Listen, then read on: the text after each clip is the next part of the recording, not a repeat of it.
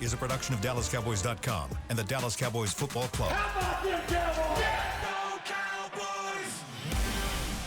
This is Mick Shots, streaming live on DallasCowboys.com and the official Dallas Cowboys app. Now, here are Bill Jones, Everson Walls, and Mickey Spagnola.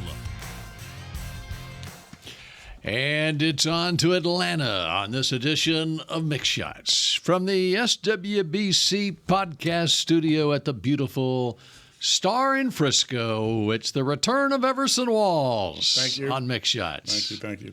Thank you for allowing me to come back and resume my place here in this wonderful establishment. And I can't wait to hear your take the day after. And he hadn't had a chance, right? That's right. Oh, man. Nate in Frisco filled in for you yesterday. I heard, man. And you got Nate, quite always an act. appreciate you, my brother. Yeah, you got an act to follow. HBCU still alive, man. That's exactly right. We got a Mike McCarthy press conference going on at this hour. We will have football players on a football field. Very windy day once again today. What's the deal? North Texas. I love it, man. All that wind? Sorry. Yes. It woke me up. It was you're blowing supposed so to leave hard. your windows open, man, and let the breeze come through, man, and blow out all that stuff that you've been holding in since the air conditioner's on all summer. Let that stuff out, man. The fall. That's what the fall is about. Clean all that stuff out. Okay, don't leave your windows open tonight, though. Why not? You might get gonna hail. rain. It may you may hail in your bedroom then, because it's supposed to be some overnight that storms. bad? But the reason I brought up the wind, it doesn't seem to be a day that would be conducive to working out outside for a football team. That's true.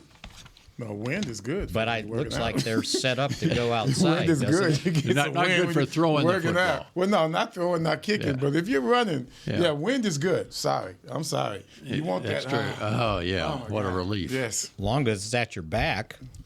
That's good. Good point. That's good. Yeah. If you're going downhill with the wind at your back, then things are going all right. Can all I, right. Can I get off subject? Yes. Right quick? Why is that step stool down there by you? I notice it every day I walk in. Is that yours? Because Bill's over 6 feet. Bill's about 6'3". I'm over 6 feet. Is that for you? And why is that? It's right next to you. I mean, do you do it? Am I the only one that sits here all day? Well, you're the only one that's short enough to say, How do you know who else comes in here? They won't be as short as you. There's at least 6 podcasts, And they're all over 6 feet. and they are not. I'm just wondering That's a weird thing to bring up. I'm just. What is he asking? I'm wondering why the step stool is in here. It's been in here Well, every Chris day. has got to have an answer It's for that. not. First of all, it's not a step. It's not a step stool. It can be used as It looks one. like a crate. It can be used as one. Okay. So why okay. is there The a reason crate why in it's here? sitting there is some people like to bring stuff into the studio that are not sponsors of the Cowboys, like drinks. Okay. So I have them sit it down there, so in the breaks they can take their drink and put it back down there. Like in a tray. So is it used as a tray? They just set it on top of like it. a nightstand. Yeah. It's like a nightstand. Okay. That's why it's there. And it's low enough We're where- pulling the And Jerry, we're if pulling Jerry the doesn't curtains like- back on if Jerry for all doesn't the like fans. receptacles in his studio, he is not going to like that in his studio. That I will say. That I I will just say. don't know why I never a even box noticed it. in Yeah, here. you walk right by it I every know day. it. A box in here relates to me being short. Because you have to step on it to be seen. To what? He I'm thinks sitting. Well, he thinks you have to step on it to get up into In your my chair. chair. You're not Okay, gonna. step stool. We're gonna find somebody else. It's a step stool. That's right. Okay. It's a step stool for Mickey to get up into his chair. All right, back to the Cowboys. Real man. funny. Get in his high chair. back to the show. Yeah, I'll just kind of sit here and be a punching bag. Okay, I just so had to ask. at this hour, Mike McCarthy is being a punching bag down in the What do you media think he's interview at? room. What Man. would be your first question? Well, did you interview him already? No, not until tomorrow. Oh, okay. That's what we thought you were doing. Well, you're the one that's going to come up with your first question. I want an injury report. Mm-hmm. Okay. What's Micah Parsons doing? Okay, so you What's play the Deron role of Mike Bland McCarthy, doing? and you tell us what I don't think think he's going to answer. I don't think I've talked to Britt yet. I got to get that injury report, but we're going to see. He's probably starting with the rehab group, and then we'll see if he moves into practice. On Micah? Yeah. No ramp up. Bill, you're not asking the questions correctly. You have to say your name and then where your affiliation. That's right. And then ask the Thank question. you, Chris. Bill You're Jones, welcome. CBS Sports Texas. Can you give us an update on Micah Parsons? I just did. How about Deron Bland? I think it's encouraging that he could actually move into practice on a limited basis, but we want to keep an eye on that because last time he practiced fully, he woke up on Friday with a sore foot, and we don't want that to happen again. How about Amani Oruwariye? I'm a little worried about that one. We'll see how it pans out the rest of the week. Which, if Bland's not ready to go, and Kalen Carson's not ready to go, and Oruwariye is not ready to go, Everson? Don't be looking at me. Oruwariye. Oruwariye. O-R. It's just like it's spelled. Oruwariye. Just like it's spelled. O-R-U. O-R-U. W-A-R-I-Y-E. Oruwariye. there you go. That's right. Very good. Oruwariye. Damn. Now, what's his first name? Kevin. Amani. Okay. Trying to think if there's anything else What's your on next the injury question? front. Everson the Walls, wrap-up Plano, situation. Texas. Yes, this is Everson Walls, Hamilton Park, Bobcats, Hall of Grambling Fame. State. What's up with the ramp-ups? Remember that was a big thing about rehabbing. You know, are they going to skip that? Are we past that because we're in such dire straits? Or We'll see how he is able to go and practice because sometimes when you've been out that long, you need a couple practices, more than one or two, to be ready to play. So we'll kind of monitor that. so that's two of them are probably on the same pace, right? Yeah, They're like trending like up, hopefully. like anything, that's kind of the procedure we follow. Yeah. So, Coach, what about the turnovers or the lack of turnovers on defense and the abundance of turnovers on offense? That's a very big concern of mine because I think that every possession we have, He's trying to be McCarthy. Oh, okay. every possession we have needs to end with a kick. Yes. So it either needs to be an extra point, a field goal, No, or we're a tired punt. of field goals, man. We're tired of field goals. But I don't want turnovers. Oh, good point. Now, that was the other thing, back to the injury report. What's the status of your kicker this week? Guilty or innocent? I'll have to get back to you on that one. I don't know if he's done working. I think the trial got no. You know what? I don't think they continued the trial on Monday. Maybe It didn't resume till Tuesday. if it didn't resume to Tuesday, they might still be going. And he's got to come here and kick at night with no lights. Well, he can. The only Can they let him inside tonight?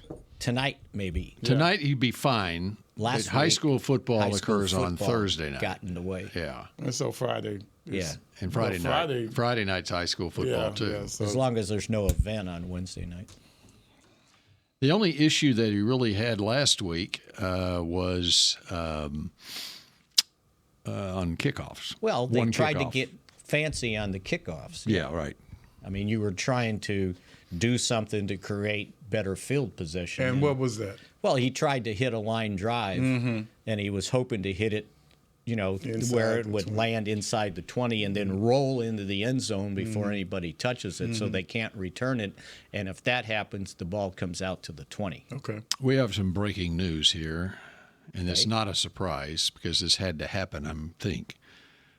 The Cowboys are activating all-pro cornerback Deron Bland off injured reserve. But this 21-day window they had basically up. Yeah, that's what I'm saying. Yes. Yes. So 'Cause we can't read anything into that. Right. Because if you leave him on injured reserve after his 21 days are up, then he's on there for the season. Okay. Yeah. So you started your 21-day window, which means that it's sort of a surprise that he's gone this long and he has a questionable status even going into this week.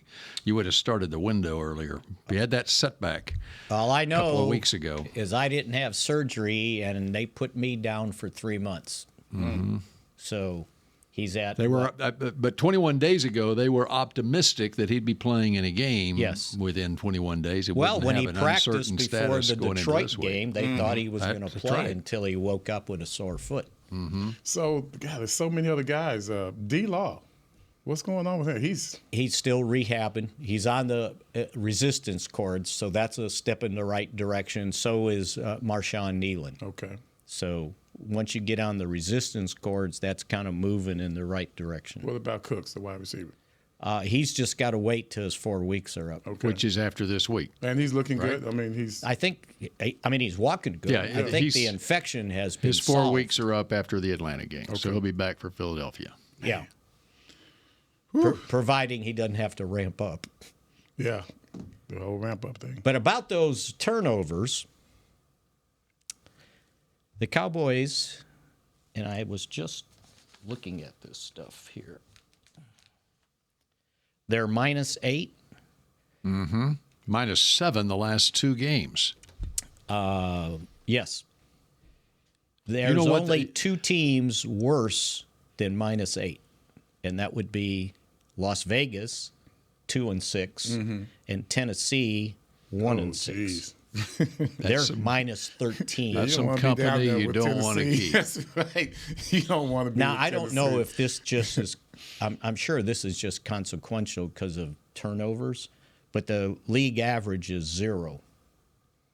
Does that have to be that way, I guess? No, I don't think so. Okay. Well, yes, it would have Yeah, to be that way. 'cause you have to because have you have to have a equal turnover, turnovers a to giveaway every for a takeaway. Takeaway, Yeah. right? It's 0. Yes, that's right. That That's an easy one to figure out. just dawned on me because there's in the All right, stats so- there's 300 takeaways and 300 giveaways. All right, so Got so it that now. means Got it now. Got it so now. what that means is our opponents are +8. Yes. If we're -8, our Yeah. opponents are +8. Okay. Why are you looking at me like I have to be? I got you. Thank you. I'm there. We're here. We're here. And by the way, All right, now since we're on this, and I'm ready to offer something else on that. some added perspective. there's only 4 teams that have fewer takeaways than the Cowboys 5. Philadelphia 4, Jacksonville 4, Vegas 4, and Tennessee 3. Philadelphia. That gives you, some kind of reprieve, I guess. Because they're 5-2. Yes, So they've overcome the fact they haven't turned it over. But there's But- only 2 teams that have turned it over more than the Cowboys 13 times. All right, now added perspective on that. What over the course of the last 3 years? What is the Cowboys plus-minus on turnovers? They were +14, I was gonna plus say, it's 10, a and lot. +10. I It's think. They're lot. +34. Yeah. It's Plus 34 the last 3 years on turnovers. And I think And they they're were -8 now. They were 1st, 5th, and 2nd, maybe, over the last 3 years. Okay, here's another thing. But let's discuss, where are takeaways generated? Where, or you mean how?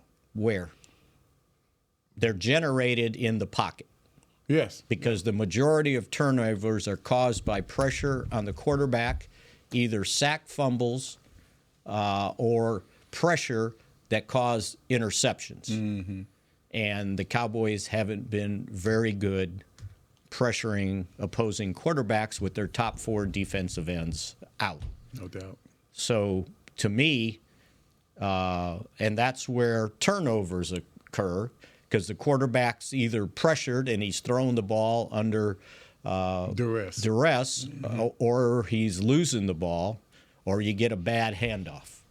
So those are things that create takeaways, turnovers, however you want to look at it. And the Cowboys haven't been very good at creating that or protecting their quarterback. And again, it's -7 the last 2 weeks. Yes, because it was -1. Against two teams that made it to the conference championship game last year. And in fact, when you look at the Cowboys' last 3 losses, they have come against 3 teams, Baltimore, Detroit, and San Francisco, that went to conference championship games last and that year. accounts for the turnovers, right? But they're not getting the ball either. Yeah. No takeaways. Right. More so than anything else. So now, what would you attribute the no takeaways from? No pressure on opposing No quarterbacks. Micah. Yes. No DeMarcus Lawrence. No Sam Williams, who's now out $430,000 because they suspended him for 3 games Why? for past offenses, personal conduct. Oh, wow. Okay. So Because somebody was That like, affects him. It doesn't affect the team. If you're going to have a player who's suspended for 3 games, you want that player not to be playing in those games anyway. But it does affect his pocketbook. so which comes first? The inability to get pressure and get turnovers, or the inability to stop the running game? Coach. oh, That's a good question. probably both. That's a tough Because what does that depend on? Yeah. It still depends Your on your defensive front, Defensive right? front. That's right. And you've got to play better up front to help stop the run, or doubt. at least keep guys off your linebackers. Right. And to counter that, in this last game, they put the linebackers on the line of scrimmage quite a bit. So they had to figure out every who to play, it seemed like. It was like they had to figure out who to block, not get off a block and go get the linebacker, right? And in Donovan Wilson's defense, that's why his alignment was always compromised when he was trying to cover the tight end. He's playing in a trail position from the get-go. Because, we need him to force as well. So, that puts him in a bind. So what I say about him still stands, because at that point you still have that matchup. It has nothing to do with the scheme. This is a matchup between you and that guy. You've covered him enough all game to where you should anticipate what's going on with him. He didn't do that well, but he was, from the beginning, compromised on the line of scrimmage because of how they had the alignment, and they had basically 8 men in the box. I mean, he was there to help stop the run. There you go. And, somebody asked me, we got a mailbag question, and it was like, are the safeties getting old? And it's like, well, they're 28 and 29. What? No, they're not old. Like they couldn't run with Kittle. Now, there's a lot of safeties that probably can't run with Kittle, or linebackers, by the way. Kittle Burns, come on, he's a Pro Bowler. He's all pro. He does it all the time. This is nothing new. That's what I tried to explain to people. Same thing with Bosa. Wow, you're having trouble blocking Bosa. Who Well, doesn't? yeah, shocking. Great. Yeah. It doesn't mean you're bad. It means you need to scheme better. You're just not the best. Right, but you need to scheme better. Right, exactly. Yeah. And keep them tight ends close. That's right. That was interesting. So that part, obviously, the trenches, that's funny how we sit up here and we got all this money out here for wide receivers and quarterbacks, and when it all comes down to it, it's still old school NFL football. You still need the running game. You still need to win the game in the trenches. The only exception I've seen to that is Patrick Mahomes, like 3 years ago. Other than that, now he's also depending on his boys in the trenches to keep this team successful. So it's always down to that. No matter who you pay, you still need an offensive and defensive line that can control the pace of a game. And remember when they lost, was it the loss in the Super Bowl or AFC title game when they had all the injuries on their offensive line? and Who's he that? paid the price. Who that? Kansas City. Yes. Mahomes. Yes. You know, all this stuff That about was, the quarterback. Doesn't matter who's missing. The quarterback got to put the team right. on your shoulder. That's right. Well, not if your defensive guys are on your shoulder. That's right. And that was the only time I've seen Patrick Mahomes under duress. That's the only game. So it looks like Atlanta runs out of a 2 tight end set, Kyle Pitts and Charlie Warner, or they're listed as starters. Well, they got too many men on the field. What? They got 3 wide receivers and 2 tight ends and a running back. Yeah, he can win with that one. No wonder they're doing so well. Yeah. They're running the ball awfully well, right? So their second guy, is it Williams or is it Algier? Tyler Algier? Tyler Algier. He's their second? Uh-huh. Oh, Bijan's our top guy. Let's get into them when we come back here on Mix Shots in just a moment. Star Sports Tours is the only official fan travel partner of the Dallas Cowboys, offering exclusive game weekend travel packages with pre-game sideline access and photo ops with current players, cheerleaders, and Cowboy legends. You want to stay at a team hotel, attend the best tailgate party in Texas, tour the Star, and talk X's and O's with me, Everson Walls? With Star Sports Tours, you can. Visit cowboystravel.com to book your travel package today. Hey Cowboy fans, I'm Dak Prescott, quarterback of the Dallas Cowboys. But lately, I've been learning a new game, crypto. Sound confusing? Don't worry, even us pros were rookies in crypto once. That's why I trust blockchain.com. They make crypto easy. No confusing jargon, just the tools to help you win. Prescott keeps it, slides with a first down. Invest like your icons, where everyone is a rookie in crypto with blockchain.com. Perfect throw, my goodness. Wow, did he ever thread the needle. Visit blockchain.com/cowboys to get started. Hey y'all, Matt Pittman of Meat Church here. With football season kicking off, I'm already gearing up to bring the smoker back to AT&T Stadium for some epic tailgates. But with that Texas heat, it's crucial to keep my beer hand cramping cold. That's where Yeti's insulated Colster can cooler comes in clutch. This year, you can even get them with the iconic star engraved on the side. Licensed Yeti Cowboys gear is now available at Stadium Pro Shops, concessions, and on Yeti.com. Check it out today. Yeti, official cooler and drinkware of the Dallas Cowboys. Miller Lite is brewed with great taste and only great taste. The Miller Brewing Company would like to issue a correction. Miller Lite is brewed to be less filling. What are you doing here? Miller Lite tastes great. Look, I'm just reading the script. It says less filling. That's not what my script says.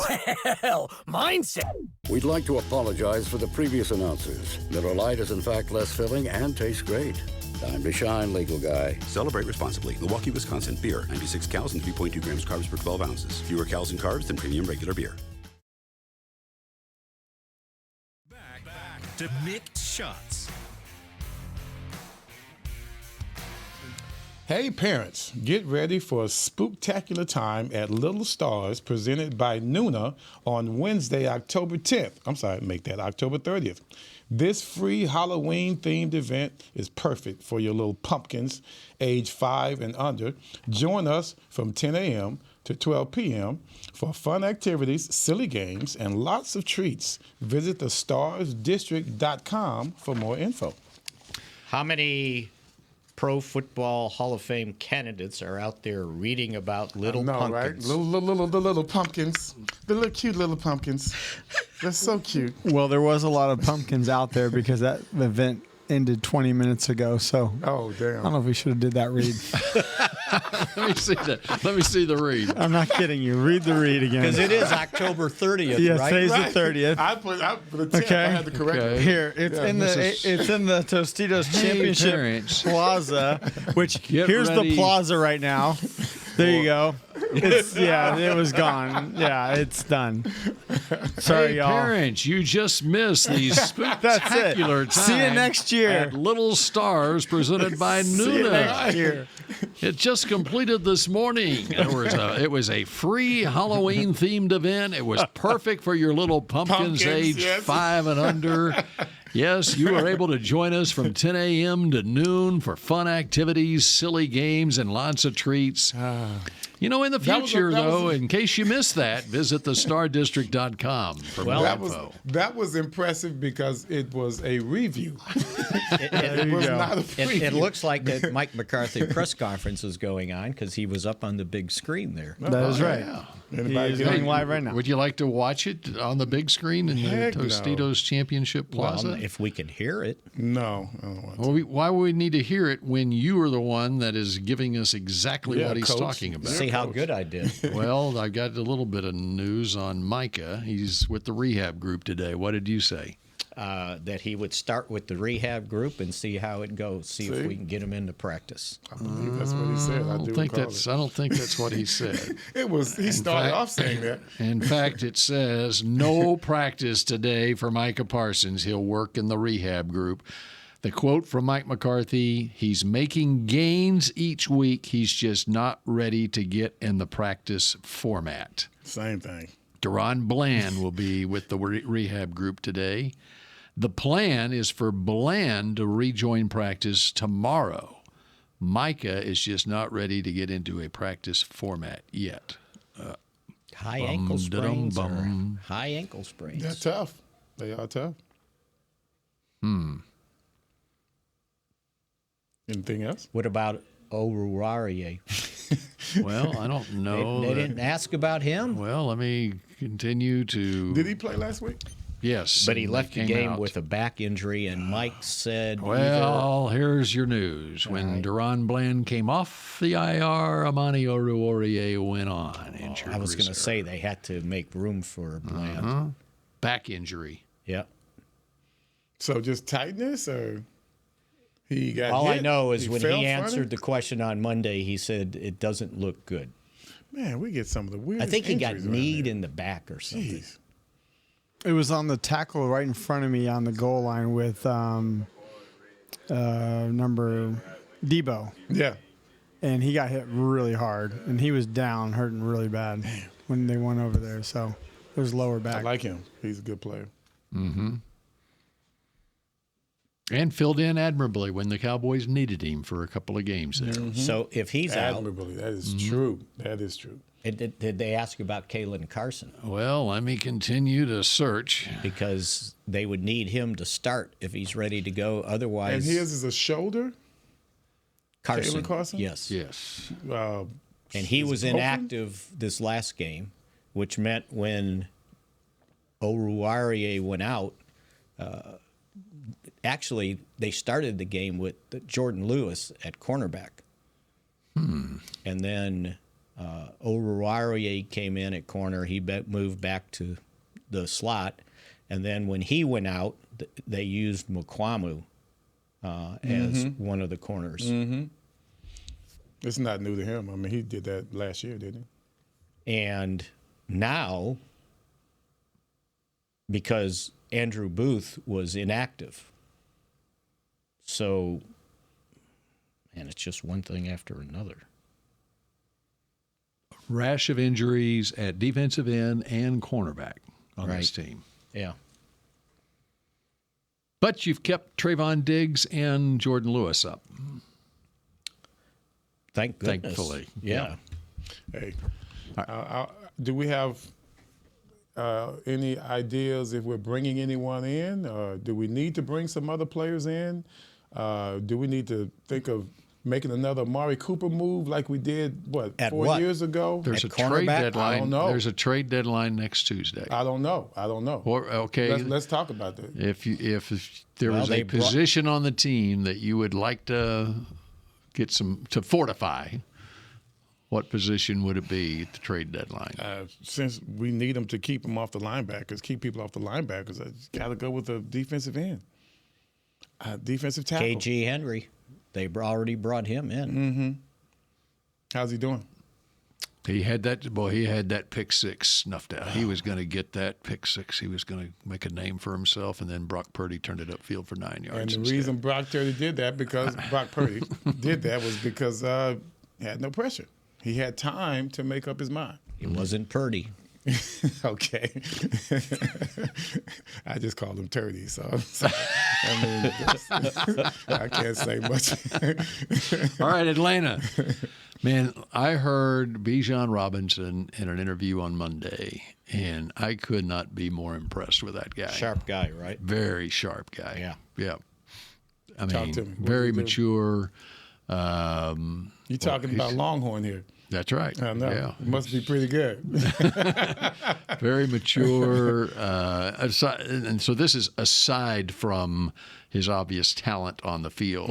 You can see that's the kind of stuff that when you decide to make a guy a first-round draft pick, that's the kind of stuff you got to check out. Make sure that he's going to be the right kind of guy, and he's not only a first-round draft pick, a top 10 pick. And it's rare these days to make a running back a top 10 pick, but I think he was worth it. So and you got Jahmyr Gibbs in that the same worm's draft. Turning.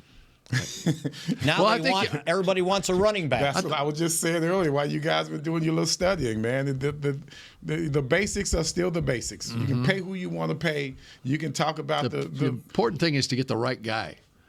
But you got to get the right guys around that right guy. You know, that right guy still can't do it by himself. You can't swing and miss on a first-round pick. Yeah.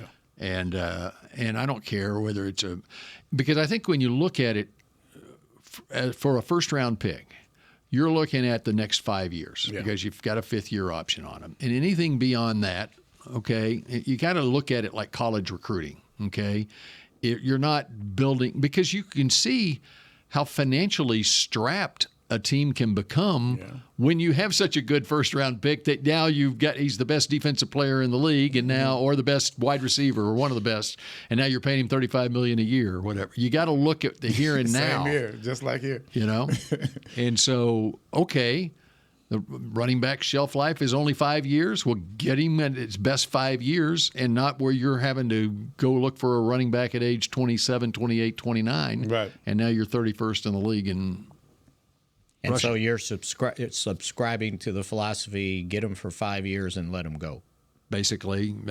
And the other issue, here's where the value of drafting a running back in the first round might be greater now. If he is still playing at a high level after his fifth year, running backs aren't getting paid $35 million a year. They're not. You know? So the market value value tells you, okay, take that running back in the first round. You're for sure getting 5 year or however long he stays 4 or out, 5, whatever. yeah. Okay. And then if he's still going good there, you're not going to be strapping your salary cap forever. I don't know. After this year, the market's probably going back up. It may turn back around because of what they paid Derrick Henry, right? That's what I'm looking so at. the next guy that's available is going to I got to have more than that. I got to have more. I got a 10 to 12. How many running backs do we have injured on this team versus the other positions? When you think about it, just one with a high fever. That's it. That's right. Everybody else, every other position has someone hurt, except for the running back. That's because the running backs only carry the ball each of them only carry 6 times a game, man, so they don't get hurt. Well, you're saving them. I think we've been getting injured on some players who don't even hardly play at all, and all of a sudden they go in the game and get hurt. So it didn't take long. I don't care what the position; it doesn't take long. That's right. At least on this team, it was the fourth play of the game. Yeah, see what I'm saying? Come on. But anyway, so the Cowboys aren't even averaging 20 runs a game. They've played 7 games? Yes. So 22. You're just looking at running backs there. The Cowboys run. No, just the running game. They've averaged 22 carries a game. So and some of those are Kevontae Turpin or CD Lamb. Right. Dak's not running much at all. No, Dak is trying to. So Lamb has 8. Dak has 10. That's 18. Turpin has 5, 23. Cook has 6, that's 29.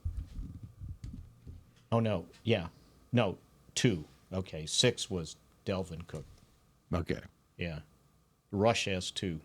So, yeah, they're not average. The running backs aren't averaging 20 runs a game. Mm-hmm. That's why they're only averaging. And you got Atlanta stats in front of you? I do. What are they doing at running back? A little different. What are the total carries for Algier and Robinson? 184.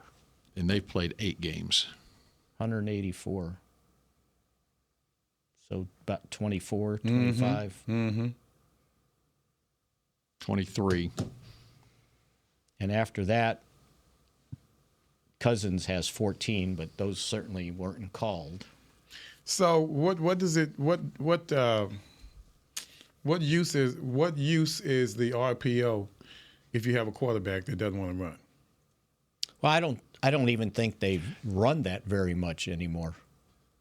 Well, have they? If you're talking about a zone read, yeah, if the quarterback's not going to run. But an RPO is there's a lot of fake to the running back, and basically it's the line movement and whether the linemen are going downfield or not. And so you pull it out and you throw it to tight end or whoever, or run it, fly it, or the quarterback can run it. But as far as the RPO, it's all about whether the linemen are firing off downfield for a run or and boy, are they watching offensive linemen downfield. That's right, and that's why days. they're watching it, because of the RPOs. Because everybody was using it so much, right? Right. Well, I thought we should have. Because it's a trigger for the defense. If the linemen it's a key for the defense. Right. If the linemen are firing up, then they know it's a run play. I'm making my references towards the 3rd and 5, where clearly Dak, instead of handing it to Lipke, he should have clearly taken it outside. Yeah, for that first down. on a zone read. Yeah, you didn't like that Lipke 3rd down run? I mean, Lipke did his best, but once again, there was no blocking. And I think, and that was the communication. I believe, reading through the lines of what McCarthy's talking about, and Schottenheimer about the communication on the offensive line. And McCarthy said plays 4, 5, and 6 in that San Francisco game, they had communication issues on their offensive line. And those are when Lipke gets hit when he basically has no place to run on that play. Well, there was a communication problem where no one blocked that linebacker. It was Warner too, of all people. And then when the same thing happens with Zeke, there's a communication issue, and then that's why that linebacker is there. So when Dak left it in, it's because he didn't see Warner coming. I don't know. I don't even know. I think it was a straight handoff. Well, you had one of the linemen was pulling with Dak. Clearly in front of him. Clearly in front of him. Yeah. It was 3rd and 5. He was clearly in front of him. It was the lineman that we would have blocked Warner. So, once again, the quarterback or somebody has to know that. Okay, so maybe it's also a communication. It's not just a communication issue between the lineman, but with the quarterback and the lineman too. Come on, bro. But he's got to see it. I mean, dude, the man's in front of you, so therefore he's not there to block him. He's with you, so go. I mean, come on. You got to be like an option quarterback. And he like he's never done that before. Read Mississippi that State. End. That's right. Alabama. As much as he ran in college. Yeah. Come on, to death, to death. So now that just those little plays like that to where they were clearly in control of that play, and now we got to kick it away. That's all. Just one of those things. Okay, we're going to kick it away right now, and we'll be back with more Mick Shots in just a moment. The Medal of Honor is our country's highest military award for valor in combat. More than 40 million individuals have served in the armed forces since the Civil War. Fewer than 4,000 have received the Medal of Honor. The National Medal of Honor Museum will be a place to preserve these legacies and inspire America. It's being built right next door to the Dallas Cowboys in Texas. Help us honor our country's greatest heroes. Learn more and get involved at mohmuseum.org. Hey y'all, Matt Pittman of Meat Church here. With football season kicking off, I'm already gearing up to bring the smoker back to AT&T Stadium for some epic tailgates. But with that Texas heat, it's crucial to keep my beer hand cramping cold. That's where Yeti's insulated Colster can cooler comes in clutch. This year, you can even get them with the iconic star engraved on the side. Licensed Yeti Cowboys gear is now available at Stadium Pro Shops, concessions, and on Yeti.com. Check it out today. Yeti, official cooler and drinkware of the Dallas Cowboys. Hey Cowboy fans, I'm Dak Prescott, quarterback of the Dallas Cowboys. But lately, I've been learning a new game, Crypto. Sound confusing? Don't worry. Even us pros were rookies in crypto once. That's why I trust blockchain.com. They make crypto easy. No confusing jargon, just the tools to help you win. Prescott keeps it, slides with a first down. Invest like your icons, where everyone is a rookie in crypto with blockchain.com. Perfect throw, my goodness. Wow, did he ever thread the needle. Visit blockchain.com/Cowboys to get started. Star Sports Tours is the only official fan travel partner of the Dallas Cowboys, offering exclusive game weekend travel packages with pre-game sideline access and photo ops with current players, cheerleaders, and Cowboy legends. You want to stay at a team hotel, attend the best tailgate party in Texas, tour the Star, and talk X's and O's with me, Everson Walls? With Star Sports Tours, you can. Visit cowboystravel.com to book your travel package today. Back to Mick Shots. Head to AT&T Stadium to experience Rally Day presented by SeatGeek on Saturday, November 9th from 10 a.m. to 2 p.m. Get ready to cheer on your Dallas Cowboys with tours of AT&T Stadium, autographs from the Dallas Cowboys cheerleaders, ticket giveaways, games, and more.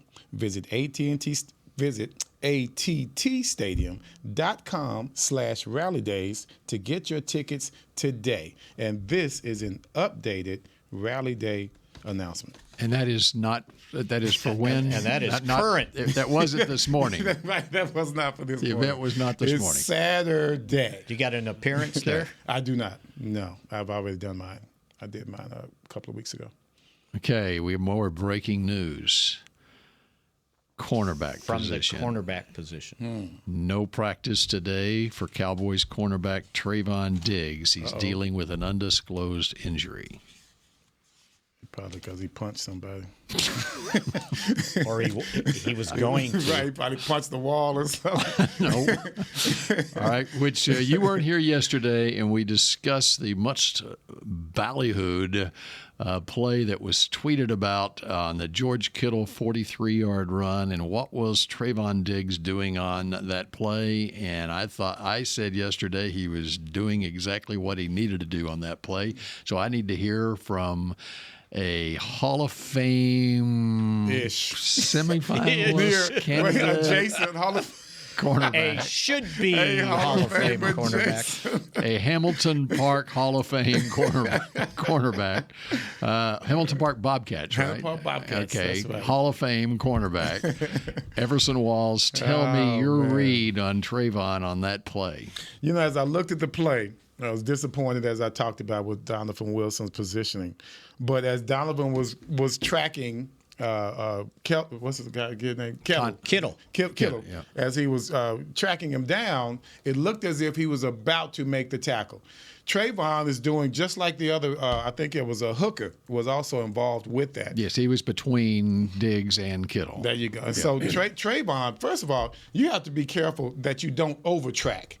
So you have to keep leverage just in case he tries to cut back inside, because Hooker would have made him do that. So therefore, you keep your positioning behind Hooker, right? Make sure he doesn't cut back inside. But if he continues to proceed towards the end zone, that's what happened. And so Hooker knocked him out of bounds along with Diggs, who kept his leverage properly. I thought that his pursuit, if you're going to nitpick, hey, I wish he didn't run faster to show some urgency. But if you're showing too much urgency, then you're still going to be out of position. Because you can't get a cutback. That's right. So he was right where he needed to be. I'm sure he was pissed off watching the guy just run down the field like that. And when it was time to make a play, he made the play. If you're going to point out Trayvon Diggs on that play, you might as well go point out some other linebacker or defensive lineman and say, hey, why aren't you guys sprinting all the way down there for that? I thought it was very unfair. I like my man who made the post. Man, love him. He's a good guy. I want to work with him sometimes, but that was unnecessary. And I think it shows that sometimes the media can get so frustrated with losing just like the teams can.